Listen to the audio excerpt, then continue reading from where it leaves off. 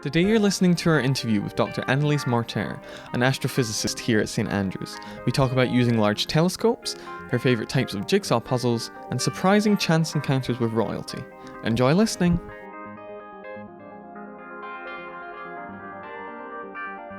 You're listening to Insight, the University of St Andrews Student Physics Society's podcast. I'm your host, Samuel Lavery. Join us as we journey into the lives of St Andrews academics, discovering their passions, inspirations, and motivations.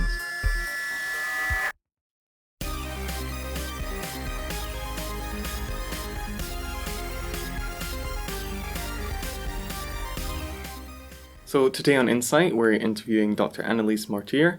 Thank you for joining us. You're welcome.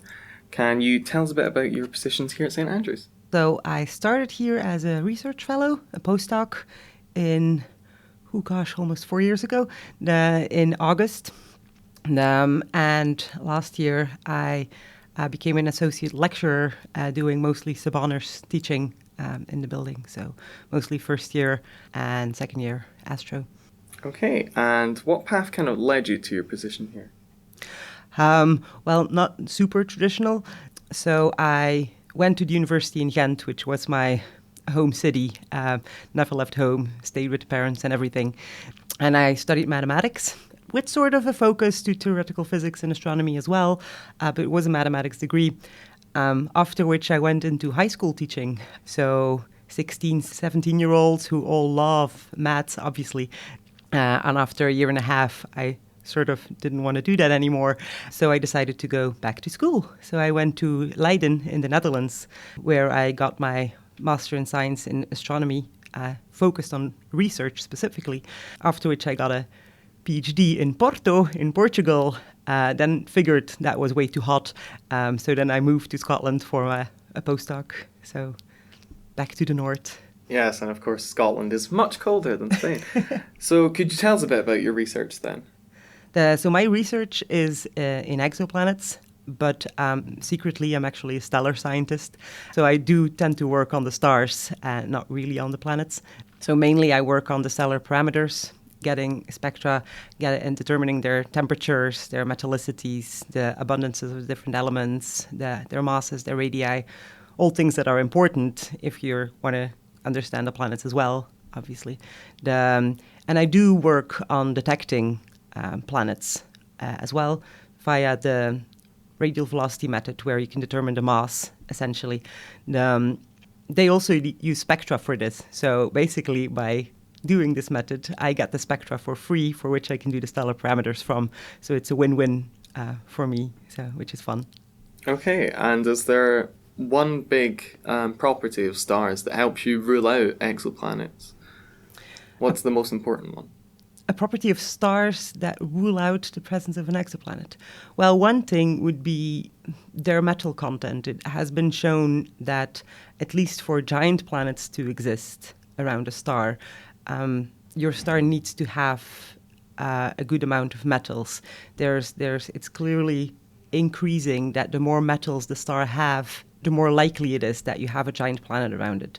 So there seems to be a lower limit that if you don't have enough metals in the star, then you will never have a giant planet around you. For small planets, it's not super clear as of yet, but the metal content is definitely something that is very important for planet formation. Okay, and what's your favourite thing in or about your field of research? The favorite thing is that there's so much to discover and that nature keeps surprising us, right? When the very first exoplanet was found, it was a hot Jupiter. It was something like our Jupiter, but in a 3-day orbit around its star. It's something that up until that point, nobody ever believed that that could be a thing. That's also why it took a while to find it. Whilst it was relatively easy to find them, the people weren't taking into account that that was a thing, that was actually, so they weren't observing properly to actually find those kinds of planets. And ever since then, like Tatooine, that Star Wars probably thought, oh, look, let's do something science fiction-y. We found several of those now, planets orbiting circumbinary stars, so that you actually do have two suns when you walk on the planet.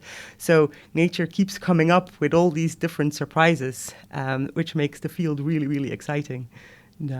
Because there's such a variety out there, and the solar system is not at all how a planetary system is out there on average. It's really being able to find things that you just didn't expect in the unlikely places. So you've spent some time working as a high school mathematics teacher, you said. So what prompted the change into astrophysics academia? Well, I've always liked astronomy. That's also why my mathematics degree had a slight focus to astronomy. But then I went into high school mathematics because, well, they're always looking for high school teachers, maths, and and I like teaching, so it seemed like something obvious to do. But I felt I wasn't using my brain enough. That's what prompted the change. I didn't feel challenged enough, and research is something that I really wanted to add. I love the teaching, but I want to do some research and explore as well, hence the switch to academia. Okay, and were there any major differences between high school math students and university physics students that you could point out? Well, for one, university physics students really chose to do that. High school math students, they don't choose to do that. You have to do that in order to get your high school degree.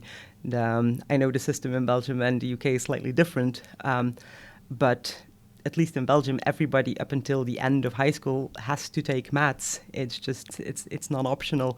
So a lot of students really don't like it, really don't want to do it, and just have to do it. Whilst students who are studying university physics, it's not something that you would randomly choose because you want to go to uni. It's something that you chose, taught well of, and really want to do. So that's the major difference. All your students really want to know about physics. Whilst high school maths, they just waiting until it's over, essentially. So if the physicists are complaining, they're still here by choice. Well, yes. And is there an aspect that you wish university students were more like high school students in? No, I would university students to be less like high school students, because a university student should be an independent student, tackling extra problems, studying, going off, reading a little more about a topic, whilst in high school you get everything spoon-fed, usually, and you're told what to do, and then you go off and do that. Whilst from a university student, I would like them to be less like a high school student, and lots of them actually are more like high school students than you would think, and it would be lovely to see them going off more independent and in their studies. So you think the development after high school is a very good thing? Yes. Yes. Very, very good. And so you've obviously done a bit of travelling for your own education. Have you spotted any differences in university culture in the places that you've travelled? Yeah, there's several. One of the biggest ones in university culture that I would say between Belgium, the Netherlands, Portugal, maybe a little, and here in the UK is that here in the UK there's lots of students who stop after a bachelor, which is very normal in this country. You also have the 4-1 system, 4 years for a bachelor, 1 for a master's, 1 extra for a master's. Whilst Belgium and the Netherlands, we operate under the 3-2 system, and the majority actually goes for their masters and doesn't stop after the bachelor's, and it's a very different culture in the entire country. Actually, it's very accepted here that if you don't go into academia, you just stop after your bachelor's. Whilst in Belgium and the Netherlands, you just go for your masters if you go to uni, and it's only rare that you stop after your bachelor's. Do people tend to switch universities between their bachelor's and masters in Belgium? No, not really. What does happen if that you do an additional year, focused year, once you got your master's degree, and that you then switch to another university because they're more focused in a specific topic, and they offer 1 year, they call it master after master.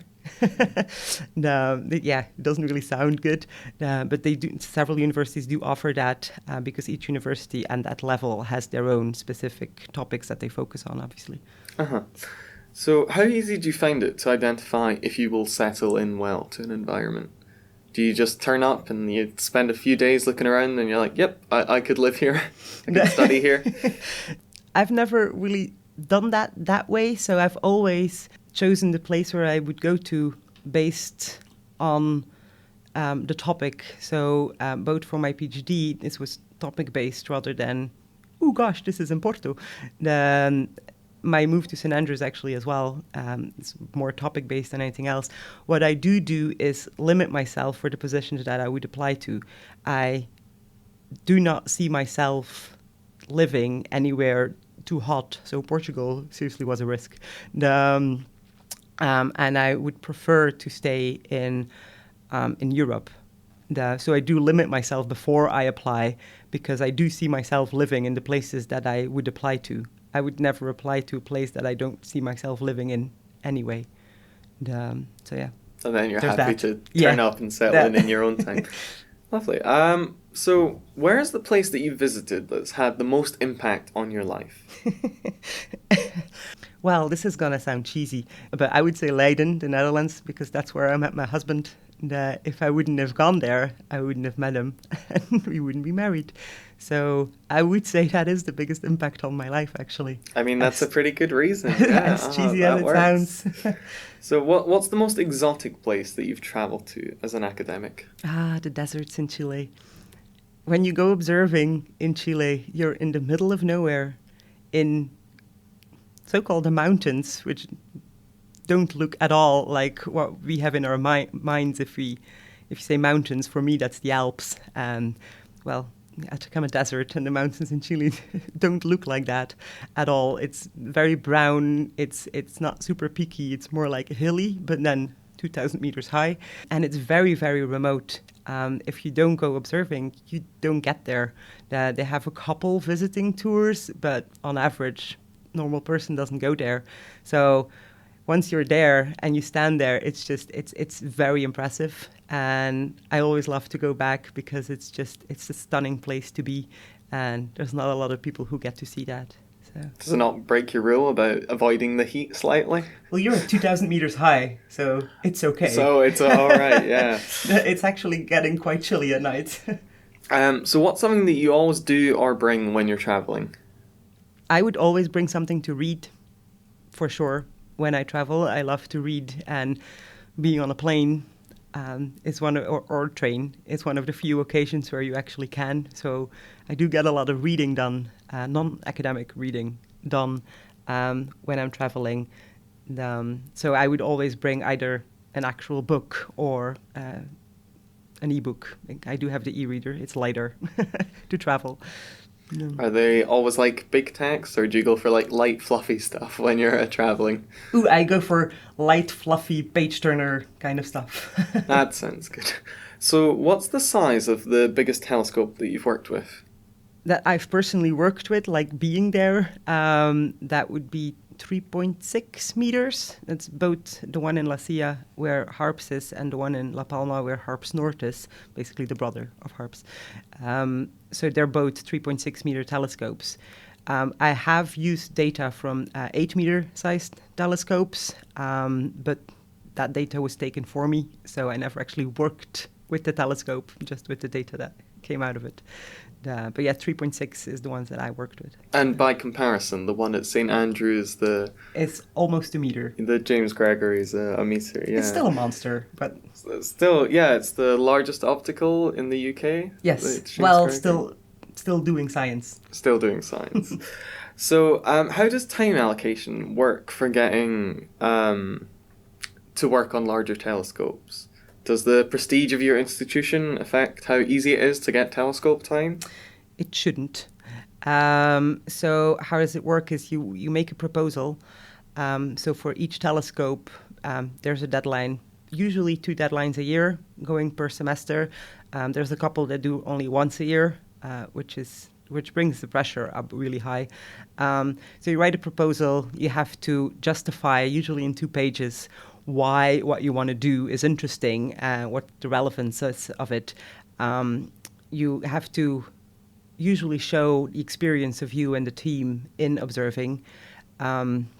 and then a whole bunch of technicalities. We want to do these objects is going to take that much time. We justify this because of this and this. We want to stay away from the moon for those reasons, or we don't care about the moon for those reasons. So you have to justify the whole thing. And then that whole stack of all those proposals that goes to a time allocation committee who basically goes through it, ranks them, and if you're top ranked, then you're getting the time. And obviously there's a very strict boundary because a telescope only has so much time to give away. So once that time is reached in the list, that's it, and everybody else doesn't get the time. The pressure for the bigger telescopes is about 4-1, 5-1. Wow. So there's a lot of pressure. And what kind of time slot would you be looking for? Are you able to take data for like a couple of hours, or does it need to be like all night you're going to have to take data generally? Yeah, so that depends. So for the bigger planet search programs, usually we're talking they're getting like 80, 100 nights a year because you need good coverage over time to actually do that, whilst some of the proposals to just get a good spectra for stellar parameters, we go for a very large telescope with a good spectrograph, but then it only takes a couple minutes for one star to get a good spectrum from. So then we end up asking for like, "Ooh, can you give me 5 hours, please?" And it can be anywhere in the 6 months, which usually ends up like being accepted because they can just fill you in and fill the gaps in their schedule. But it totally depends on your science case, and it's something that you do have to justify. I'm asking for this much because of that reason. So some proposals are multiple nights per year. Others are like, I'd like a couple hours, please. So how many telescopes do you generally have the options of booking then? If you want to get a particular spectra, for instance, do you have like 20 options or do you have like 5? There's not too many options depending on what you want to do. So one of the things is for spectra, for example, is resolution. People who want galaxy spectra, they don't need super high resolution usually. The people who are looking for planets or want very precise stellar parameters, they do want their high resolution. So you just go off and you go check resolutions of different spectrographs and, okay, those are fit for my purpose. And you basically end up with only a couple. That there's not that many. There's a handful of big telescopes with good instruments attached to those. Hence the pressure is high. Plus there's a limit of where are the stars or the galaxies that you want to look at. Does your observatory has to be in the north or in the south? Because they do tend to look to different stars. So that's something, and in the end, you don't end up with that many options. So it's that rarity that helps lead on to the pressure as well. Well, yes. So for naming astronomical objects, you can end up with these kind of clunky names like HD24040b. That's one that I looked up earlier. And you must get a bit tired while referring to them. Do you like nickname the astronomical objects that you find? And do you have a favourite nickname? Sometimes we do that, not always, because whilst the names do sound ridiculous, they are helpful for catalogue purposes. Crazily enough, one nickname for an astronomical object has nothing to do with stars or planets whatsoever. But there's a galaxy out there which is called CR7, named after Cristiano Ronaldo, who is number 7 in football. So it was a galaxy that is actually around redshift 7. So they claim it's cosmic redshift 7 galaxy. But it was discovered by the lead author is Portuguese, and he loves Cristiano Ronaldo. So he named the galaxy CR7, and that one is no longer a nickname. It's stuck. And yeah, it's now officially named CR7 after Cristiano Ronaldo. Fantastic. So what's something about Scotland that you appreciate more for all your travelling? So if you go away to use the telescopes in Chile and then you come back, do you appreciate that it's nice and cool, or do you appreciate that you can, I don't know, drink iron brew and have haggis? No, well, I do appreciate from Scotland the climate. I know there's a lot of people who are gonna like look really weird right now that I say that, but we do live in Fife. We don't live in Glasgow or in the West. So I really do appreciate the climate here. It never gets too hot, except for last weekend for some reason. But yeah, I like the sort of cool, breezy climate here. And some of the food, the game and the fish is just, yeah, you don't find that in a lot of countries. And that's just lovely. And how long can you stay in one place before getting restless? Or is the travelling just been a product of following the work? I don't tend to get restless that much. The moving around has been because of I could, for starters. I wasn't bound to a place, so I could move around. And it gives you so many more options for projects and research and teams you can work with. So it has nothing to do with restlessness, but more with like following around the cool, fun projects and teams within Europe. Then I do limit myself. So it's just making the most of opportunities that you have there. And what's one thing that you miss from your student days? Is it doing more maths? Well, related to studies, I would say if you're a student, you have a very broad variety of topics that you touch on to, which I always really, really liked. Whilst obviously when you go into research, you tend to focus a lot on one specific thing. So the continuous bombardment of variety, I do miss that in my studies. As a student, being like younger than I am right now, I would miss the fact that I can no longer happily trot through life with less sleep. I didn't tend to sleep that much, and it didn't affect me too bad. But now I do need my hours at night to function properly. I don't know what you're on about. I'm napping all the time. So is there something that students have now that you wish you could have had while you were studying? Resources. The world has changed so dramatically much. The resources that you guys have access to is just unbelievable. Platforms that universities set up, so you have access to lecture notes and slides and additional videos and lecture capture and clicker questions, and the whole craziness about it is that makes the whole experience so much different as compared to what we had to do. Well, the internet did exist. I'm not that old, but still, you it seems that you have access to more resources than what we used to have. And a lot of these you can access at home as well after you're back from the day. Yes, when I started uni, we still had the one very clumsy-looking computer, family computer. And right before I went to uni, it was still the plugging in the phone cable in the internet and then yelling if someone needed the phone. And and that's not too long ago. So could you name at least one thing that you enjoy about working at St. Andrews?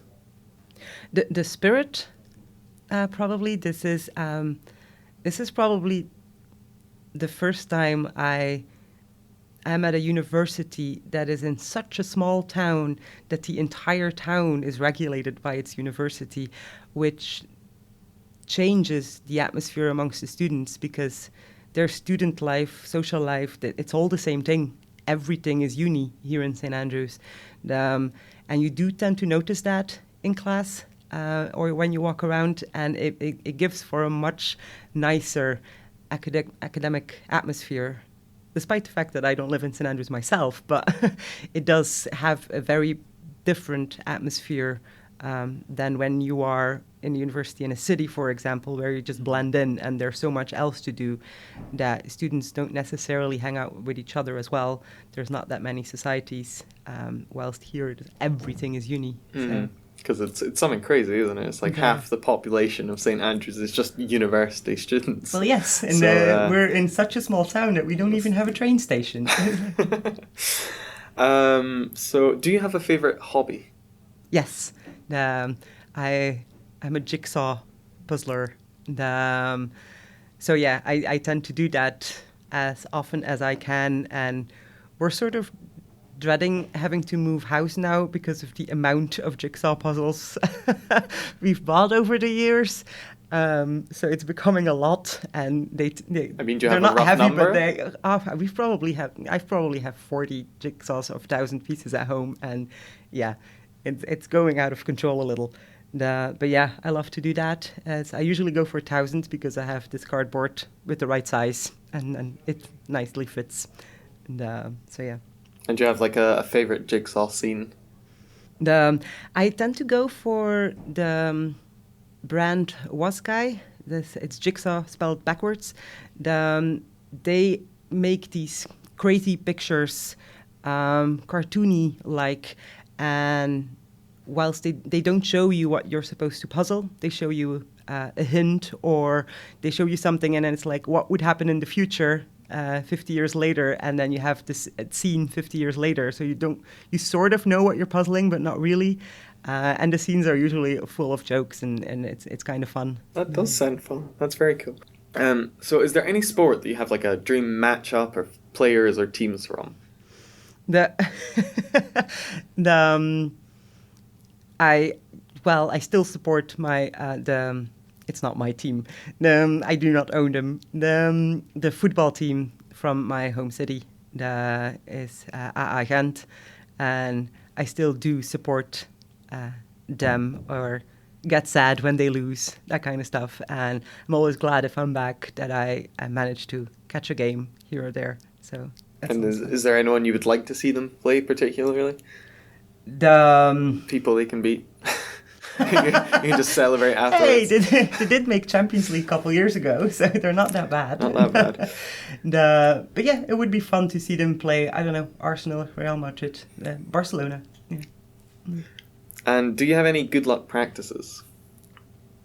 I do not really have any good luck practices. I don't know. Hope for the best, usually. Hope for the best. Not too superstitious. I am not superstitious at all. I recently opened an umbrella that was lying around in the classroom, and apparently I was not allowed to do that. But yeah, I'm not superstitious at all. Are there any particular hobbies or activities that you've wanted to try but you just haven't got around to yet? You can say no if you've done everything you want to do. Well, I am slightly limited in the amount of sporting things I can do because I have a really bad knee. So I potentially, with a good knee, I think I would have done more sporty things. But I just don't think about it because I know I can't. No, yeah. Oh, that's a bit of a shame. So we're going to move on to the quickfire round. So you can answer these questions a bit quicker, but feel free to expand upon your answers if you want. So do you have a favourite music genre and favourite song? Yeah, you would think this is a quickfire round, but I've hated this question since whenever you're 7 years old and you have these friend books that you exchange. Yeah, I do not have a favourite music genre whatsoever. I have a very broad music taste, and which goes all the way from classical to metal to Ed Sheeran, so to speak. It covers absolutely everything. If there is one classic that does travel with us in the car, it's my Disney CD from when I was young with The Lion King and Aladdin. It's a classic. Do you have a favourite Disney song in there? Hakuna Matata. It's a good choice. Hakuna Matata, what a wonderful phrase. Hakuna Matata, ain't no passing craze. It means no worries for the rest of your days. Yeah, sing it, kid. It's our problem-free philosophy. Hakuna Matata. Lovely. So do you have a favourite non-academic book? One of these books that you've been picking up while you travel. What I do tend to read a lot from is Lee Child. He has a whole series about Jack Reacher. So I do not have a favorite amongst those, but I do tend to always buy the new one when it comes out. It's about an ex-army guy traveling, wandering around the United States and getting into crazy adventures. But it's a page-turner. I love his writing style, and yeah, so... Okay. And have you ever met any celebrities or personal heroes? Personal heroes, not that I can think of, but I have met and shook the hand of the current King of Belgium whilst he was still a prince, crazily enough, in Edinburgh. Of course. When I was 16, we were on holiday here in Scotland.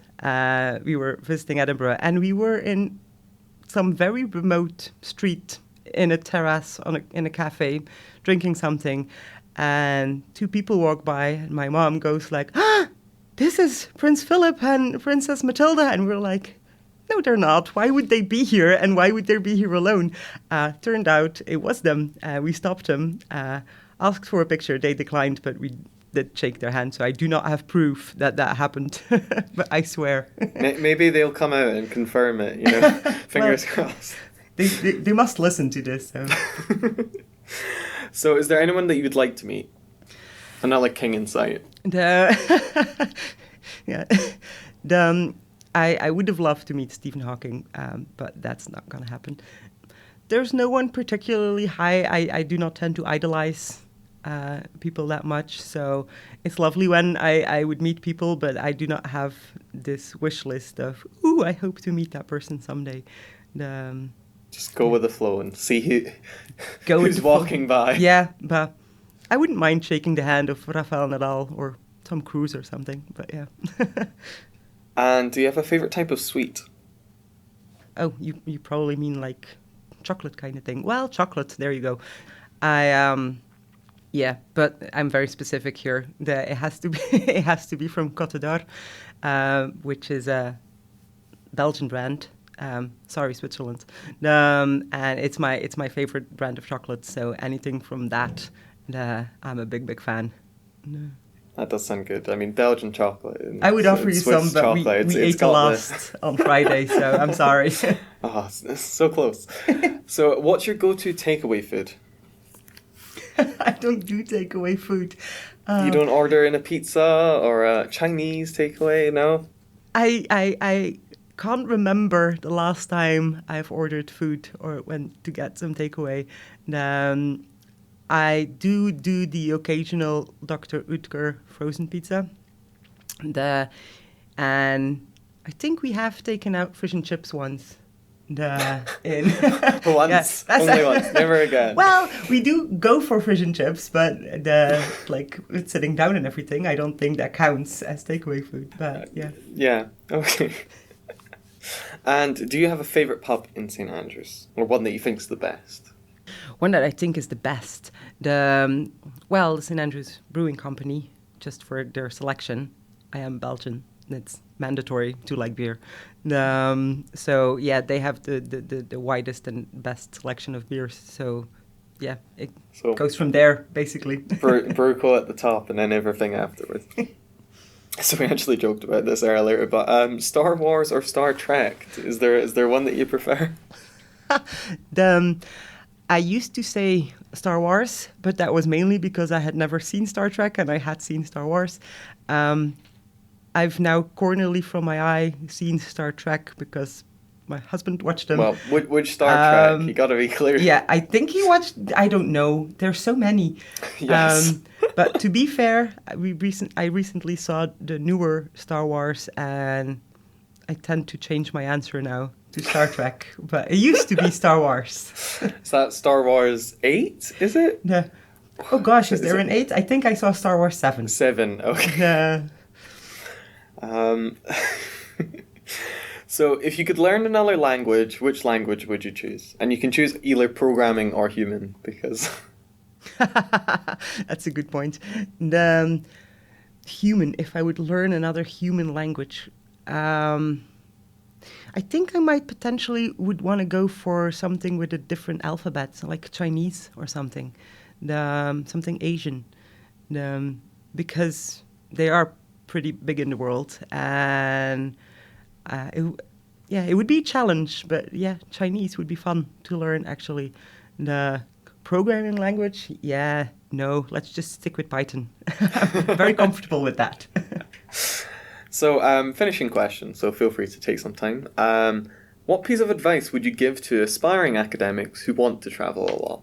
Well, if you're an aspiring academic, regardless of your travels, I would say that you have to keep your inner child. Remember when you were young and you bombarded your parents with, why? Well, that's the thing that you need as an academic. You have to keep wondering about why stuff happens, about how the world works, why would this be, why would that be. So these are, asking why for everything you see is a very good thing to do for making it as an academic, I would think. And, if you want to add the travel, one obvious thing is to go into observational astronomy because it does tend to bring you places. It does tend to bring you remote and exotic places because that's where the telescopes are. And, if not, just set up as many collaborations as you can. Working in bigger teams will automatically bring you places. And, hunt for conferences that are somewhere where you actually also would want to visit a place and add a couple days before and after. Things like that.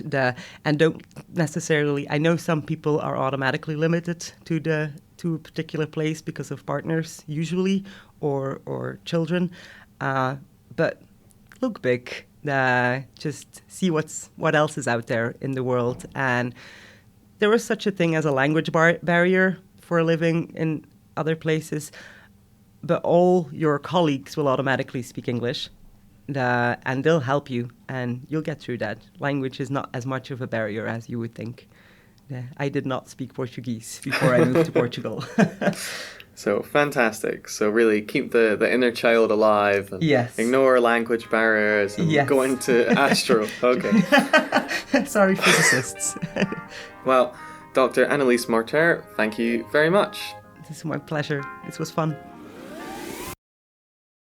You've been listening to Insight, the University of St Andrews Student Physics Society's podcast. I was your host, Samuel Lavery. Thanks to all the wonderful academics of St Andrews. Join us in the future as we learn more of the people making our education.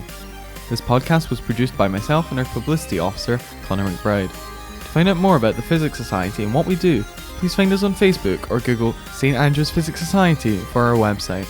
Goodbye!